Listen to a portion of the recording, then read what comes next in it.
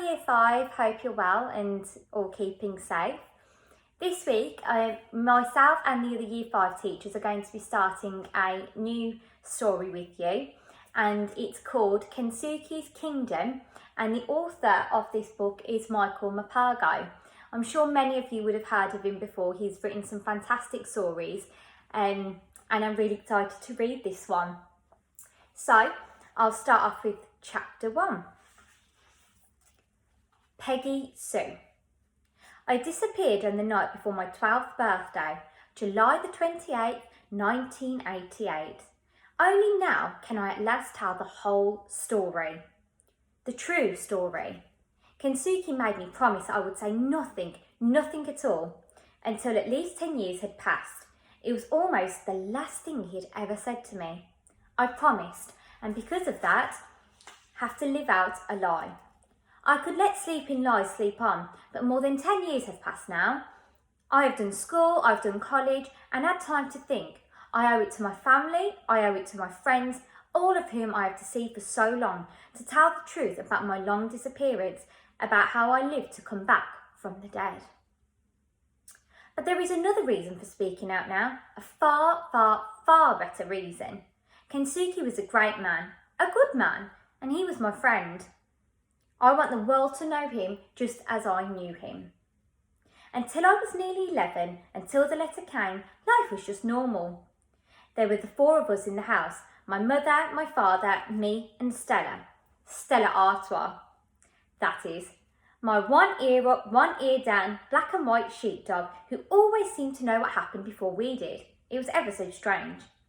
But even she could not have foreseen how that letter was going to change our lives forever. Thinking back, there was a regularity, a sameness about my early childhood. It was down the road each day to the monkey school. That's what my father used to call it, because he said that children gibbered and screeched and hung up inside down the climbing frames in the playground.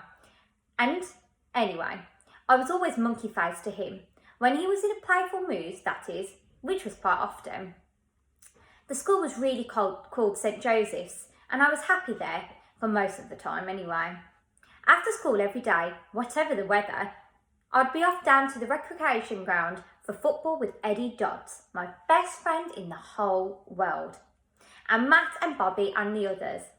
It was muddy down there, cross the ball and it would just land and stick. We had our own team, the Mudlarks we were called, and we were really good too. Visiting teams seemed to accept the ball, to bounce for some reason, and by the time they realised it didn't, we were often 2 or 3 goals up. We weren't so good away from home. Every weekend I did a paper round from Mr. Patel's shop on the corner. I was saving up for my mountain bike. I'd wanted a mountain bike as far back as I could remember. The trouble was, I kept spending what I would save. I'm still the same anyway. Sundays were always special. We'd go dinghy sailing, all of us, on the reservoir, Stella Artois barking her head off amongst the other boats as if they'd had no right to be there. My father loved it because the air was clean. No bricks had dust. He worked down at the brickworks. He was a great do-it-yourself kind of guy. There was nothing Dad couldn't fix, even if it didn't need fixing. So he was in his element on a boat. My mother, who worked part-time in the office at the same brickworks, revelled in it too. I remember once, she threw back her head in the wind, and as she breathed in the deep salt of the sea, she would say, "This is it," she cried. "This is how life is supposed to be. Wonderful. Just wonderful." She always wore the blue cap. She wore the undisputed skipper. If there was a breeze out there, she'd find it and she'd catch it. She had a real nose for it. We had some great days on the water. We'd go out when it was rough, when no one else would, and we'd go skimming over the waves, exhilarating in the speed of it and the sheer joy of it. And if there wasn't a breath of wind, we didn't mind that either.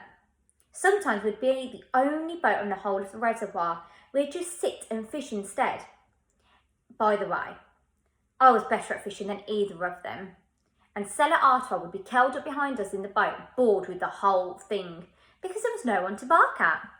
Then the letter arrived. Stella Artois savaged it as it came through the letterbox. There were puncture holes in it and it was damp, but we could read enough.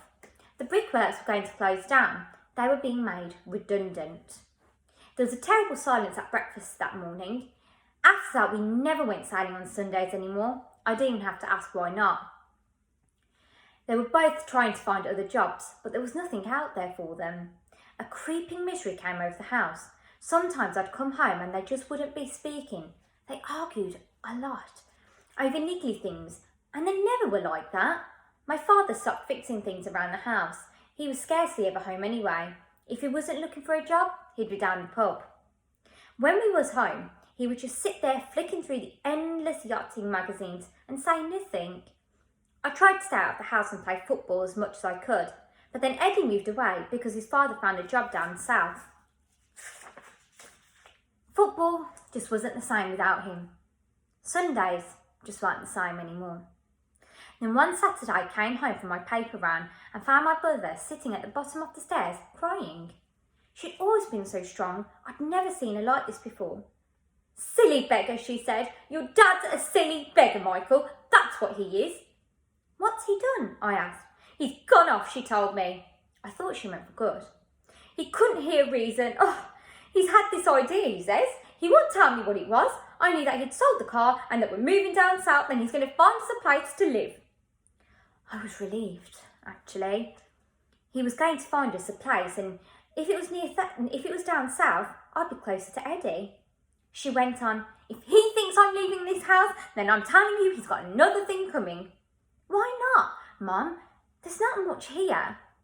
"Well, there's the house for a start, then there's Gran and there's your school." "There's other schools, Mum." She became steaming angry then, angrier than I'd ever known her.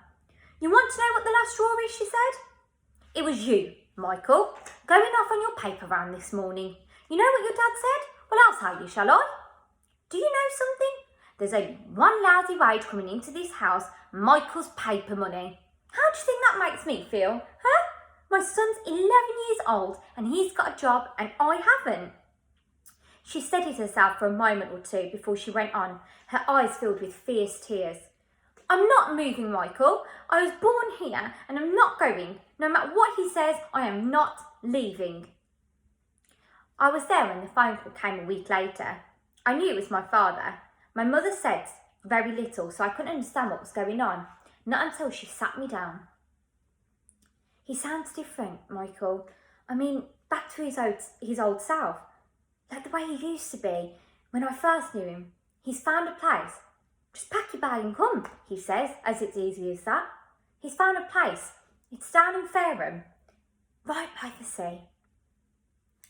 There's something very different about him, Michael, I'm telling you. My father did indeed seem a changed man. He was waiting for us all when we got off the train, all bright-eyed again and full of laughter. He helped us with the cases. "It's not far," he said, ruffling my hair. "You wait till you see it, monkey boy. I've got it all sorted, the whole thing. And it's no good you trying to talk me out of it either. I've made my mind up." "What about?" I asked. "You'll see," he said. Stella Artois bounded along ahead of us, her tail held high and happy. We all felt like that, I think anyway. In the end, we caught a bus before the cases were too heavy. When we got off, we were right by the sea. There didn't seem to be any houses anywhere, just a yachting marina. "What are we doing here?" my mother asked. "There's somebody I want you to meet, a friend of mine. She's called Peggy Sue." Okay. Right, Year 5, I'm going to leave that there and Miss Henfield will read the rest of the story to you, well, the rest of the chapter to you tomorrow. Who do you think Peggy Sue is? And why do you think that Michael's dad is so enthusiastic about moving down to the coast? Have a little think, talk to the adults who are around you, and let's see what happens tomorrow. Take care, Year 5.